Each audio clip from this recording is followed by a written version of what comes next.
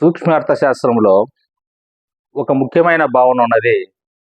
అదే వినియోగదారుని మిగులు అనగా ఇంగ్లీష్లో దీన్ని కన్జ్యూమర్స్ సర్ప్లస్.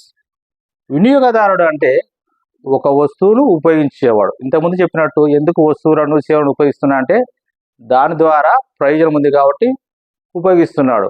అవి కొరతగా ఉన్నాయి కాబట్టి దానికి ధర తెలుస్తున్నాడు. సరే, ఉపాంత ప్రయోజనం అనే భావన గురించి తెలుసుకున్నాం. కాబట్టి ఇక్కడ వినియోగదారుడికి ఏ విధంగా మిగులు అనేది ఏర్పడుతుంది, సర్ప్లస్ ఏర్పడుతుంది అంటే ఆ విషయాన్ని గురించి మొట్టమొదటిసారిగా డ్యూపిట్ అనే ఫ్రెంచ్ ఇంజనీర్ ఆర్థికవేత్త 1844లో దీని గురించి ఎక్స్ప్లెయిన్ చేశాడు.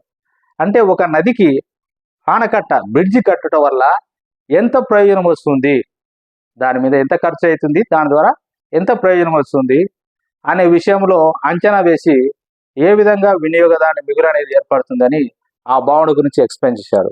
అయితే దాన్ని సరిగా విపులీకరించలేకపోయాడు కాబట్టి మార్షల్ అనే ఆర్థికవేత్త 1879లో దీని గురించి ప్రతిపాదించాడు.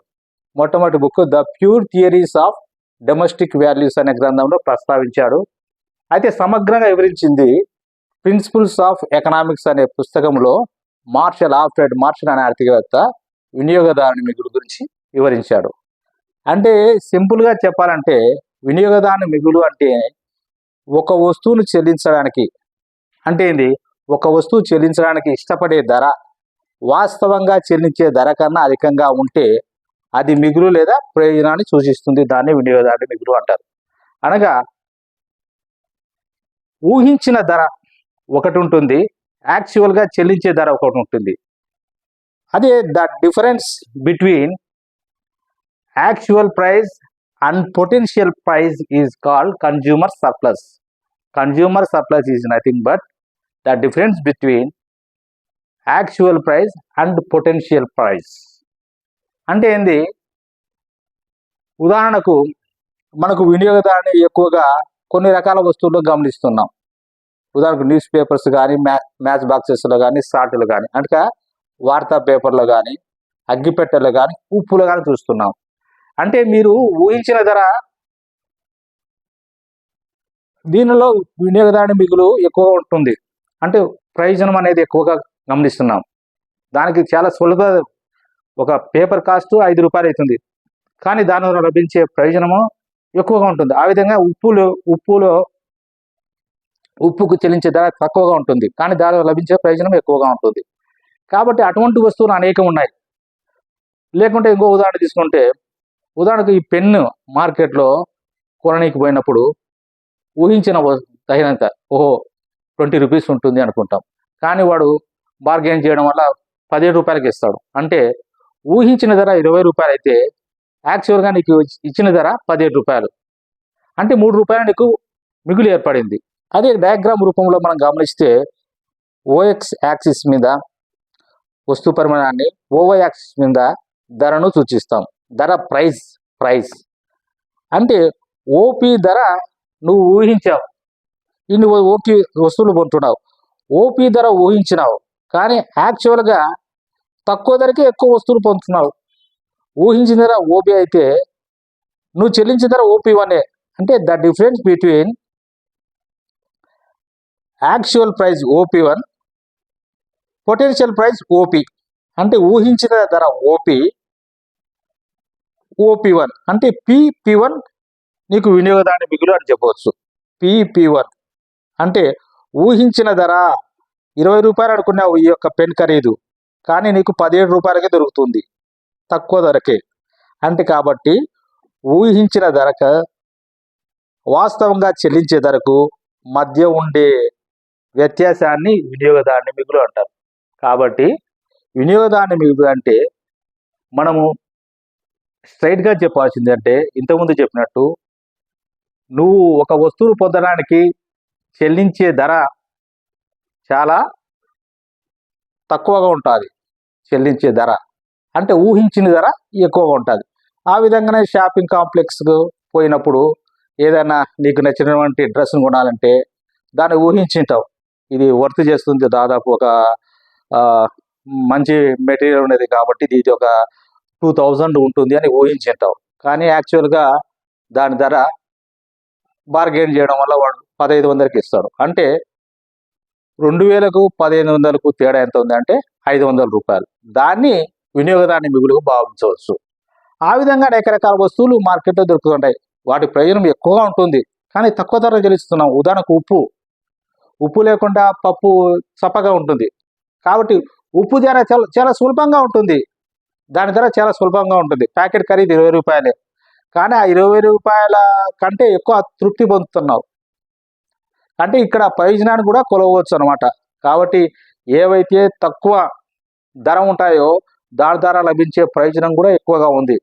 అంటే చాలా తక్కువ ధర చెల్లిస్తున్నావు, యాక్చువల్గా దానికి ఎక్కువ చెల్లించవచ్చు.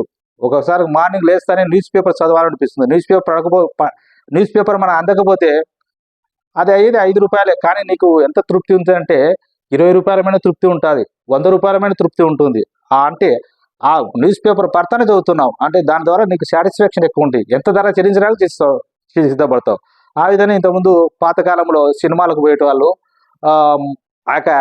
యాక్చువల్గా చెల్లించే ధర సినిమా టికెట్లకు ఎంత ఉంది, బ్లాక్ మార్కెట్లో కొంటే ఎంత ఉంది అంటే ఎక్కువ దాని మీద అభిలషిస్తున్నావు కాబట్టి ఎక్కువ ధర చెల్లిస్తున్నావు.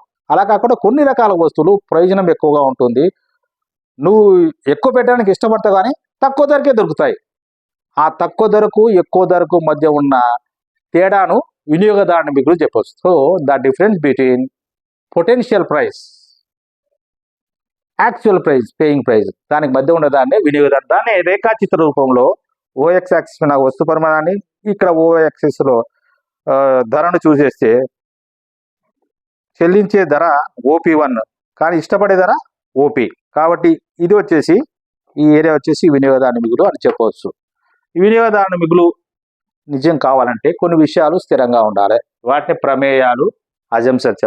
ద్రవ్యం యొక్క ఉపాంత ప్రయోజనము, మన దగ్గర ఉండే మనీ యొక్క ఉపాంత ప్రయోజనం స్థిరంగా ఉండాలి. తర్వాత వినియోగదారుని యొక్క ఇన్కమ్ కానీ అభిరుచులు కానీ స్థిరంగా ఉండాలి. వైయక్తిక డిమాండ్ పట్టికలను కలిపిస్తే మార్కెట్ డిమాండ్ పట్టిక వస్తుందని గమనించినాం. కాబట్టి మార్కెట్ డిమాండ్ని మాత్రమే పరిగణలోకి తీసుకోవాలి. ఎప్పుడు డిమాండ్ రేఖ ఎప్పుడు ఎడమ నుంచి కుడి కింది వాడుతూ ఉంటుంది. కాబట్టి వినియోగదారుని పరిగణలోకి తీసుకోవాలంటే డిమాండ్ రేఖనే మనం పరిగణలోకి తీసుకున్నాము. కాబట్టి చెల్లించడానికి ఎక్కువ పడుతున్నాడు, కానీ వాస్తవంగా తక్కువ చెల్లిస్తున్నాడు. కాబట్టి ఇది వినియోగదారునికి లభించే మిగులని గమనించాల్సి ఉంటుంది. కాబట్టి ఈ విషయాలని స్థిరంగా ఉన్నప్పుడు ఇది నిజమవుతుంది. ఏది ద్రవ్యం యొక్క ఉపాంత ప్రయోజనం స్థిరంగా ఉండాలా, వినియోగదారునికి ఆదాయము అభిరుచులు స్థిరంగా ఉండా, మార్కెట్ డిమాండ్ రేఖనే కవర్ తీసుకోవాలి. తర్వాత ఇంకోటి సంపూర్ణ స్పర్ధ ఉన్న మార్కెట్, అంటే పర్ఫెక్ట్ కాంపిటీషన్ ఉండాలి. ఆ విషయాల గురించి నెక్స్ట్ క్లాసులలో వచ్చినప్పుడు పర్ఫెక్ట్ కాంపిటీషన్ అనేది ఏమిటని చెప్తాను. మొత్తం మీద ఈ యొక్క పరిపూర్ణ పోటీ మార్కెట్ అనేది ఉంది. సాంప్రదాయక ఆర్థికవేత్తలు ఎక్కువగా భావించినటువంటి ఇదే విషయం, మార్కెట్లో ఇతర ఉంటాయి, కానీ అటువంటి మార్కెట్లు మనకు వాస్తవ జగత్తులో లేనప్పటికీ మనం ఊహించాల్సి ఉంటుంది సంపూర్ణ స్పర్ధ ఉంటుంది అని మార్కెట్. అయితే ఎందుకు ఇది చదవాలి వినియోగదారుని మిగులు, ఎందుకు దీని యొక్క ప్రాముఖ్యత అంటే రెండు దేశాల ప్రజల వాస్తవ ఆదాయాన్ని పోల్చుటకు, అంటే వస్తు రూపంలో ఎన్ని కొంటున్నారు, వస్తు రూపంలో లభించే ఆదాయం ఎంత ఉంది, అమెరికా కానీ ఇండియాలో కానీ వస్తు రూపంలో ఎక్కువ లభిస్తాయి. కాబట్టి రెండు దేశాల మధ్య వాస్తవ ఆదాయాలు ఎక్కువగా సరిపోల్చడానికి, కాబట్టి తక్కువ డబ్బు ఇచ్చి ఎక్కువ ప్రయోజనాన్ని పొందే విషయం ఏ వస్తువుల మీద ఎక్కువ ఉంటుంది, అటువంటి వస్తువులు ఎక్కువ వచ్చాయి. ఉదాహరణకు మన దేశంలో వినియోగదానికి కొన్ని వస్తువుల విషయంలో తక్కువగా ఉంటుంది. ఉదాహరణకు అమెరికాలో చీప్గా దొరుకుతాయి వస్తువులు, కొన్ని రకాల వస్తువులు ఎలక్ట్రానిక్ వస్తువులు, జపాన్లో కానీ కొన్ని రకాల ఎలక్ట్రానిక్ వస్తువులు చీప్గా దొరుకుతాయి, వినియోగదాన్ని మిగులు ఎక్కువగా ఉంటుంది. మన దేశంలో అదే యాపిల్ ఫోన్ ఇప్పుడు ట్రెండింగ్ ఎట్లా ఉంది, యాపిల్ ఫోన్ ఇది ఎక్కువ ₹1,00,000, ₹1,50,000 అంటే చాలా మంది మధ్యతరగతి ప్రజలు కొనడానికి కష్టపడుతున్నారు, ఇష్టం ఉన్నప్పుడు కష్టపడుతున్నారు, అంటే డబ్బు ఎక్కువ ఉంది. కాబట్టి అటువంటి వస్తువులు విషయాల్లో వినియోగదారుని మిగులు ఆ దేశానికి మన దేశానికి కంపేర్ చేస్తే వినియోగదారుని మిగులు ఎక్కువగా ఉన్న వస్తువులను కంపేర్ చేసుకొని తక్కువ ధరకు లభించేటట్టు చూసేస్తే అటువంటి వస్తువులను దిగుమతి చేసుకొని ఇక్కడ సేల్ చేస్తే ఎక్కువ ప్రయోజనాన్ని పొందవచ్చు అనేది గమనించాల్సి ఉంటుంది. రెండు దేశాల ప్రజల వాస్తవ ఆదాయాలు పోల్చడానికి అమెరికాలో ఎంత ఆదాయం వస్తుంది, ఇక్కడ వాస్తవ ఆదాయం ఎంత వస్తుంది, తద్వారా ఎన్ని వస్తువులను పొందుతున్నాడు, ఎంత వినియోగదారుని మిగులు పొందకూడదు, ఆదాయంతో ఎంత వినియోగదారుని పొందుతుంటే ఇక్కడ ఉన్న ప్రజలు ఉన్నటువంటి ఆదాయంతో ఎంత మిగులు పొందుతున్నారు, ఎటువంటి వస్తువులు పొందుతున్నారు అనేది కూడా గమనించాల్సి ఉంటుంది. పన్ను విధానం, దీన్ని ఎకనామిక్స్లో కోశ విధానం అంటారు. Physical policy. ఫిజికల్ పాలసీలు అంటే ఆదాయాన్ని కలెక్ట్ చేయడం గవర్నమెంట్ ఒక భాగం ఉంటుంది. అంటే పన్నుల రూపంలో ఆదాయాన్ని పొందడానికి ప్రయత్నం చేస్తుంది. కాబట్టి వినియోగదారుని మిగులు ఉన్నటువంటి వస్తువు మీద ఎక్కువ పన్ను విధిస్తే అసంతృప్తి పొందుతారు. కాబట్టి వాటి మీద తక్కువ పన్ను విధించడం వల్ల లేదా ఎక్కువ పన్ను విధించాలని ఆలోచించాల్సి ఉంటుంది. ఎక్కువ ఆదాయం వస్తుంది అంటే అటువంటి వస్తువుల మీద పన్ను విధించేసి ఎక్కువ వాళ్ళ యొక్క అసంతృప్తికి గురి కాకుండా చూసుకొని పన్ను విధించాల్సి ఉంటుంది అనే విషయంలో ఇది ఉపయోగపడుతుంది. కాబట్టి వినియోగదారుని మిగులు ఎక్కువ హరించవేయకుండా పన్ను విధాన రూపకల్పనలో వినియోగదారుని మిగులు భావన ప్రభుత్వానికి ఉపయోగపడుతుంది. నెక్స్ట్, ధర నిర్ణయంలో ఏకస్వామ్యదారుడు. ఉదాహరణకు మార్కెట్లో ఒక ఏకస్వామ్యదారుడు ఉన్నప్పుడు ఆ వస్తు ధర నిర్ణయంలో కొన్ని రకాల వస్తువులు ధర పెంచినప్పటికీ వీడు కొంటాడు అన్నప్పుడు వాడు ధర పెంచుతాడు. వినియోగదారుని మిగులు ఎక్కువగా ఉంది అన్నప్పుడు అంటే ఒకటే ఉన్నాడు కాబట్టి కొన్ని ఉదాహరణకు ఈ యొక్క మార్కెట్లో పర్టికులర్ మార్కెట్లో ఒక వస్తువు యొక్క ధర ఇంకా డీలర్ వాడు ఒక్కడే ఉన్నాడంటే ఆ వస్తువును పెంచినప్పటికీ ఇంకా మిగులు గురించి వినియోగదారుని మిగులు ఉంటుందా లేదని ఏకస్వామ్యదారుడు ఆలోచించాడు. కాబట్టి ఏకస్వామ్యదారుడు ధర నిర్ణయంలో వస్తువును పెంచాలన్నా ధరను పెంచాలన్నా లేదా అనేది ఆలోచించాలి. కాబట్టి అంతో ఇంతో వినియోగదారునికి మిగిలిచి వాడు మ్యాక్సిమం లాభాన్ని పొందడానికి ధర నిర్ణయంలో ఇది కీలక పాత్ర వహించడానికి అవకాశం ఉంది. ఆ విధంగా ఇంతకుముందు చెప్పినట్టు అంతర్జాతీయ వ్యాపారంలో ఎక్స్పోర్టు ఇంపోర్టు, ఒక దేశంలో ఒక వస్తువు ఉత్పత్తి ఖర్చు, ఎలక్ట్రానిక్ వస్తువులు జపాన్లో తక్కువ ఖర్చుకు ఉత్పత్తి అవుతాయి.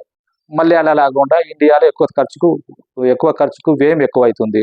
కాబట్టి ధర నిర్ణయంలో ఈ విషయానికి పరిగణలోకి తీసుకొని వినియోగదారుని మిగులు ఉండేటట్టు ఎక్స్పోర్ట్ ఇంపోర్ట్ అనేది చేసుకోవాల్సి ఉంటుంది. కాబట్టి వస్తువుల యొక్క ఎగుమతులు దిగుమతులు కూడా వినియోగదారుని మిగులు భావన మీద ఆధారపడి కూడా జరుగుతుంటాయి. కాబట్టి ఈ విధంగా వినియోగదారుని మిగులు అనే అంశాన్ని మనం గమనించినట్టే దీన్ని మొట్టమొదటిగా డ్యూపిటన్ ఆర్థికవేత్త, ఈ ఫ్రెంచ్ ఇంజనీర్ ఆర్థికవేత్త ప్రవేశించాడు. దాన్ని మార్షల్ ఆర్థికవేత్త డెవలప్ చేశాడు. ప్రిన్సిపల్స్ ఆఫ్ ఎకనామిక్స్ అనే బృందంలో దీన్ని విపులంగా విపులీకరించాడు. అంటే ఒక వస్తువును చెల్లించడానికి ఇష్టపడే ధర వాస్తవంగా చెల్లించే ధరకు మధ్య ఉన్న వ్యత్యాసాన్నే వినియోగదారుని మిగులు అన్నారు. అదే మనం గమనించేస్తే మనకు ఎక్కువ వినియోగదారుని లభించే వస్తువులు కొన్ని రకాల వస్తువులు ఉన్నాయి. ఎక్కువ ప్రయోజనం ఉంటుంది, ఎక్కువ ఉపాంత ప్రయోజనం ఉంటుంది. ఉదాహరణ న్యూస్ పేపర్లు కానీ, సాల్ట్ కానీ, ఆ విధంగా మ్యాచ్ బాక్సెస్ కానీ, ఇవన్నీ కూడా ఎక్కువ ప్రయోజనాన్ని ఇచ్చే వస్తువులు. అంటే వినియోగదారుడు మిగులు చాలా హ్యాపీగా ఫీల్ అయ్యే వస్తువులు. ఉదాహరణకు మీకు కొంత న్యూస్ పేపర్ కానీ, ఆ విధంగా ఇప్పుడు ఏమైంది సెల్ ఫోన్లలో మనం కొన్ని రకాలైనటువంటి గేమ్స్ కానీ, కొన్ని రకాలైనటువంటి విషయాలు కానీ అవి లేకుంటే ఉదాహరణకు వాట్సాపే చూసుకుంటాడు. వానికి ఎక్కువ దాని మీద అభిలాష ఉంటుంది కాబట్టి ఎక్కువ హ్యాపీగా ఫీల్ అవుతాడు. కాబట్టి అటువంటి ఫీచర్స్ ఉన్నటువంటి సెల్ ఫోన్లనే కొనేసేసి తద్వారా ధర ఎక్కువైనప్పటికీ ఎక్కువ హ్యాపీ ఉన్నప్పుడు ఆ యొక్క చెల్లించే ధర, ఊహించిన ధర అంటే ఇంత దానికి ఆ సెల్ ఫోన్కు 50,000 పెట్టినప్పటికీ అది 30,000కు 35,000 అంటే దాదాపు 15,000 హ్యాపీగా ఫీల్ అయిపోతాడు. అదే విషయాన్ని రేఖాచిత్రంలో మనం గమనించినాం. కాబట్టి ఎక్కువ ధర ఉంది ఓపీ, తక్కువ ధరకే పొందుతుంది ఓపీ. P1 వచ్చేసి వినియోగదారుని మిగులు. కాబట్టి ఇది కన్జ్యూమర్ సర్ప్లస్. కాబట్టి ఈ సిద్ధాంతం రుజువు కావాలంటే ద్రవ్యం యొక్క ఉపాంత ప్రయోజనము వినియోగదానికి ఆదాయం అభివృద్ధి, ఆ విధంగానే ఒక పర్ఫెక్ట్ కాంపిటీషన్ ఉండాలని చెప్పేశారు. ఎందుకు ఉపయోగపడుతుంది, ఎందుకు చదువుకోవాలా, ఎందుకు నేర్చుకోవాలంటే ఎకనామిక్స్లో వినియోగదారుని మిగులు ఈ విధంగా రెండు దేశాల మధ్య ప్రజల యొక్క ఆదాయం పోల్చుకోండి వినియోగదారుని మిగులు ఎట్లా ఉంటుంది అని గమనించాల్సి ఉంటుంది. ఆ విధంగా గవర్నమెంట్ ట్యాక్స్ విధించడంలో ఎటువంటి ట్యాక్స్ విధించాలా, వినియోగదారుని మిగులు హరించే వస్తువులు విధించాలా, హరించడం వస్తువులు విధించాలా, అసంతృప్తికి కాకుండా ట్యాక్స్ రేట్స్ను వాటి యొక్క బేస్ ఎట్లా ఉంచాలనే విషయంలో వినియోగదారుని మిగులును గమనించేసి అటువంటి వస్తువుల మీద ఎట్లా పన్ను విధించాలనేది గమనించాల్సి ఉంటుంది.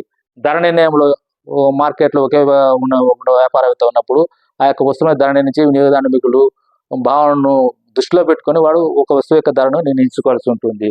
ఆ విధంగానే ఇంతకుముందు చెప్పినట్టు ఈ యొక్క ఇంటర్నేషనల్ ట్రేడ్లో కూడా జరుగుతుంది. కాబట్టి ఈ విధంగా వినియోగదారుని మిగులు అనేది ఒక ముఖ్యమైన భావం ఉంటుంది. Consumer surplus is nothing but the difference between actual price and potential price is called consumer surplus. Thank you very much.